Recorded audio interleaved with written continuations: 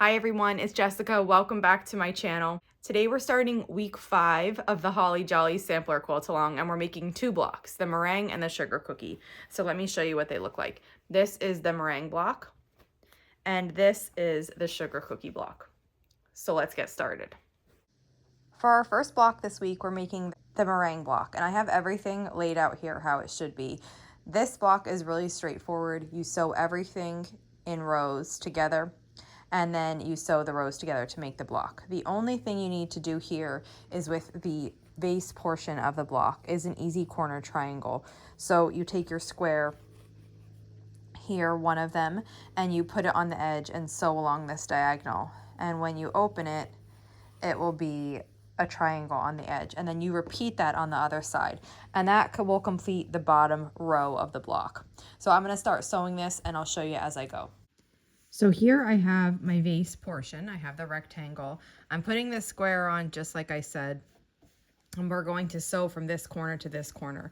Now, if you wanted to draw that line before you did it, you can do that with a ruler and a pencil. I'd recommend a mechanical pencil because you can get a really sharp line with that. We'll sew across here, and this is what it's going to look like. And then we'll repeat that on the other side also.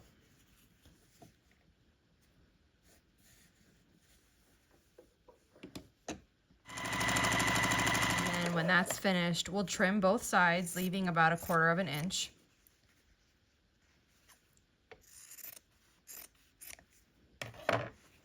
And here is the vase portion of this block. I'm changing back to my 1/4 inch foot now, and the next thing to do is just take each row one at a time, sew the pieces together to make the row, and then we'll sew the rows together to make the block. For example, the top row is these 3 pieces, so I'll just put one on top of the other. We'll sew across.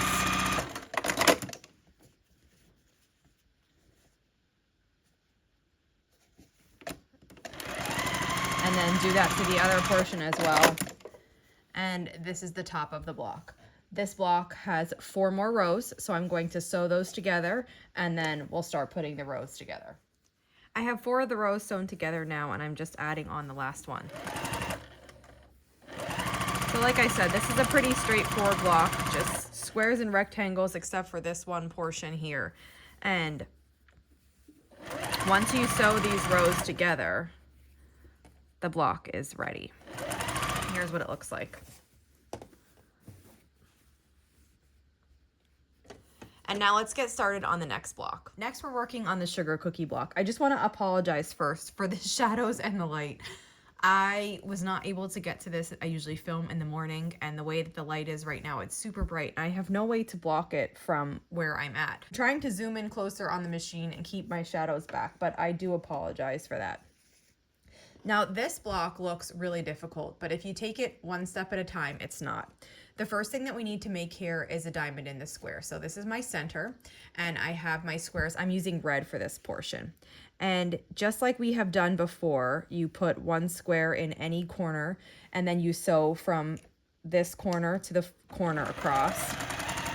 And we're going to do this 4 times, one on each corner of this block. So that's what it will look like. We're going to do it in all 4 corners. You can work opposite corners first and without trimming or anything. So I'm working on opposite sides here. And then I'm going to pick it up and trim here, leaving about 1/4 inch. And then I just finger press this open. And then we're going to repeat in the remaining 2 corners with 2 more squares. So here is my next square.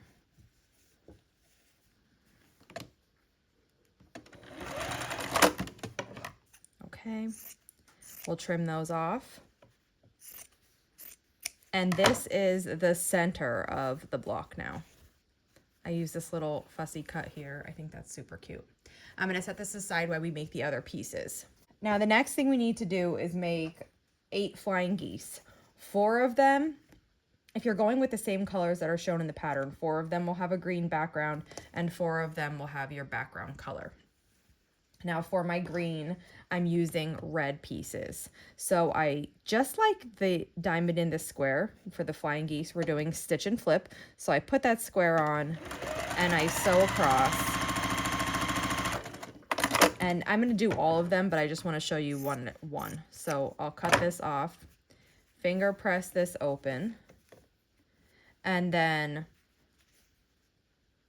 we'll put this on. And sew across here also.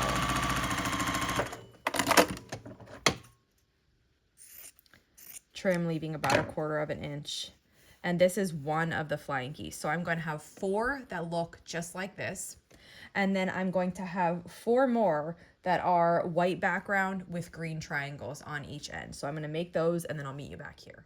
I'm finished making my flying geese here, and the next step is to sew 2 of them together. And this might not be the case in yours, but I use the same fabric for the triangles on this one as I did for the background on this one. In the pattern, the way that it's written, it shows pink here and then green here and then red here. So it just depends what you're using. I'm not using pink in my quilt, so I substituted it for green here. And you need to sew them together like this so the points are going in the same direction. But I like to do it like this so that I can see how this is going to lay, and so that I can see when I sew here to make sure I'm not cutting off my point. We've talked about this before, but in case you're unaware, this line right here and this line right here cross at this point. This point on the front is what makes the point of your flying geese. So if you sew over this point, when you're sewing this seam, if you sew on top of this point, you'll cut your point off. If you have your seams proper, like if your seams are the right size and everything is exactly how it's supposed to be, which is difficult, but if you do, your stitch line will be just below this point. And then when you open it, you're going to have a really nice point on the front, like here. Not everything is perfect though, and sometimes, you know, it's hard to get this just right. So if when you're sewing, you make sure you don't go over that point, then you won't cut off the point on the front. So we need to make 4 of these units like this. You take 1 background flying geese, 1 green flying geese, and sew them together. Now the next thing to do here is, if you just want to lay out your pieces to see what it's going to look like, this block is going to be assembled on point. It's going to be assembled like that. So I laid out all my pieces. Here are the flying geese sets that we made. Here's my center piece. And then you're going to take the larger triangles and they're going to fill in here as setting triangles. So they're going to go into these positions here, like that. And then we're going to sew this together in rows. So row 1, row 2, and then row 3. That's spelled out in the pattern as well. So I'm going to start sewing those together now. When I'm doing this, you can see this triangle is oversized compared to this unit because we're making it big and then we're going to trim it down. So what I do when I'm matching this up is I start at the bottom and then I work back like this and then sew across. That way I know the placement of my geese on this triangle is correct. So here's one of them, and you can see I have quite a bit sticking up here. That's correct. Then I'll go to the other side. Again, start at this bottom corner and work backwards and start sewing up here.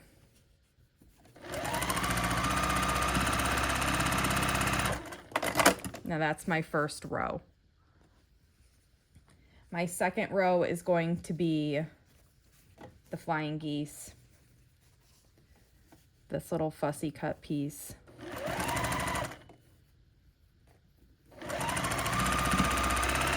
And then another flying geese unit. So I'll put that over here. Here's this one. And then the bottom row is exactly the same as the top. Now, it doesn't matter if you put it together like this. This is how we had it in the block. Or if you turn it around like this, you can see they end up being the same way in this position. So I'm going to just match up the bottom and then start sewing this together. Okay, and now we're going to sew the rows together. So here's my first row. I'm going to take this other one. I basically just put it on top and work backwards at that seam to sew this together. Now this middle portion here where we have 2 flying geese coming together, it's thick. So if you want to press the seams open there, or for this whole block, you can go ahead and do that. I will press my seams open there. And usually I just finger press it like this as I'm going. And that works perfectly.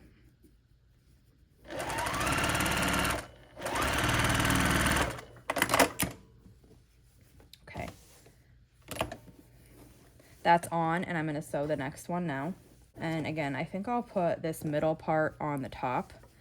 And what I do, even though I'm going to press this seam open, I usually nest it here to just see where I have to be for this other part. And then I work backwards. We'll start sewing here. And once that's in place, then I can go back to this seam and I can just press it open with my fingers and sew across. I think that helps. That helps me anyway. And then I'll match this one up, sew across to it. And then once I'm there, I stop and then get everything else set up and sew across. Now the next step is going to just be to trim this overhang here. See how much bigger it is than it needs to be. We're going to just fold it closed so that it's laying flat with the flying geese, and then just trim across with scissors. And do that on both sides. And then we're going to flip it over, do it on both triangles on this side. Now the next spot is here.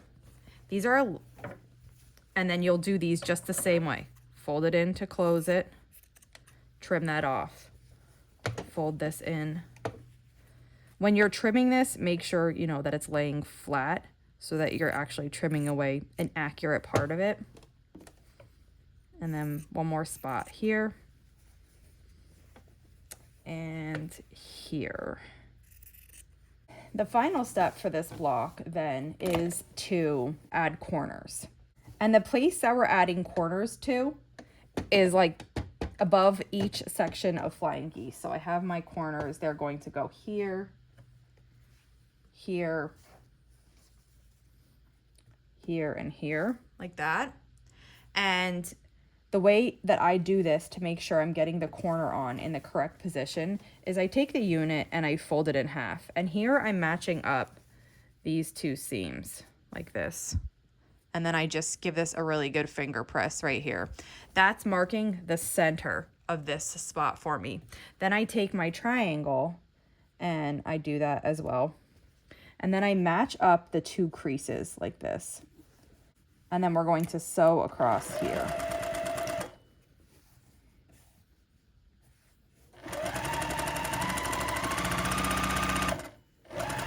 And you'll do this at every corner. I did go ahead and press the block because we're going to trim it.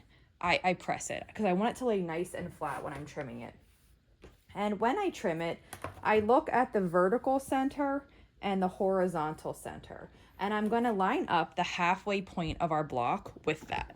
So this is a 12-inch block. So at 6.25 on my ruler, I'm going to line that up with my vertical and my horizontal center. And once I have that lined up, then I'm going to trim away the excess on the outside. And I'll trim the right and the top first. And once that's trimmed off, then I'll pick up the whole block and rotate it, lay the ruler on it again, line the ruler up with the parts that I just cut. Make sure the vertical and horizontal center is at 6 1/4, and then I will trim the rest. And after that, then we have a perfectly sized sugar cookie block. So that's it for today. Once again, here's our blocks. This is the meringue block, and this is the sugar cookie block. If you have any questions on these blocks, on this quilt along, just let me know. And if not, I'll see you back here soon. Thanks for following along.